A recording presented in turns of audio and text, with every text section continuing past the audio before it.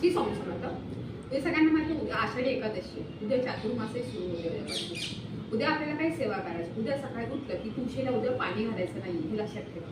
उद्या थोडी सोडायची नाहीये. तुळशीचा उपवास असतो. तुम्ही हळदी कुंकू वा अगरबत्ती धूप दिवा लावा ते पाणी तिथे उभं राहून तुम्ही 11 वेळा ते 21 वेळा ओम नमो भगवते वासुदेवाय नमः हा मंत्र जप करा. उद्या तुम्हाला सकाळी तुमच्याकडे बाळकृष्णाची मूर्ती असेल किंवा विठ्ठल रुक्माईची मूर्ती असेल त्याच्यावर तुम्ही पंचामृताने किंवा पाणी अभिषेक करा. अभिषेक करता तुम्ही ओम नमो भगवते वासुदेवाय नमः हा मंत्र जप केला तरी चालेल. खूप छान आहे. आणि तुम्ही भगवान विष्णूला 1001 अशी तुम्ही तुळशीची पानं व्हा.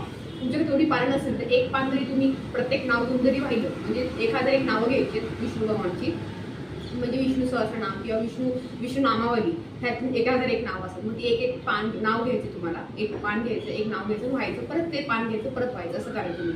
असं 1000 पानं व्हायली तरी खूप छान आहे. ही सेवा खूप मोठी आहे. उद्या आपल्याला सेवा करायची म्हणजे दिवसभरामध्ये तुम्ही कधीही गीतेचा 15वा अध्याय वाचा. गीतेचा 15वा अध्याय नक्की वाचा.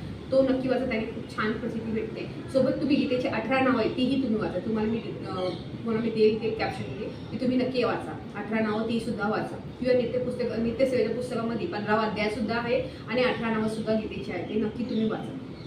पांडुरंगाचा एक मंत्र आहे जो तुम्हाला देईल तोही एक वाचा. त्यांनी कमी तुम्ही एक माळ तरी करा ती एक छान राहील तुम्हाला. जसे जमेल तशा ते सेवा करा म्हणेल मी.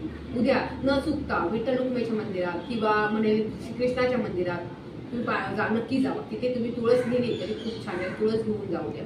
ह्या सेवा तुम्हाला उद्या दिवसभरामध्ये करायचं. सो विष्णू सहस्रनाम किंवा वेंकटसूत्र ह्याचं पठणी करा. जसे जमेल तशा सेवा तुम्ही करा.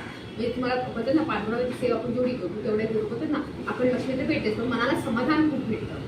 समाधान महत्त्वाचं असतं. पैसा किती असला तरी समाधान असेल त्याचा अर्थ नसतो. समाधान भेटायला या सेवा नक्की करा. श्री स्वामी.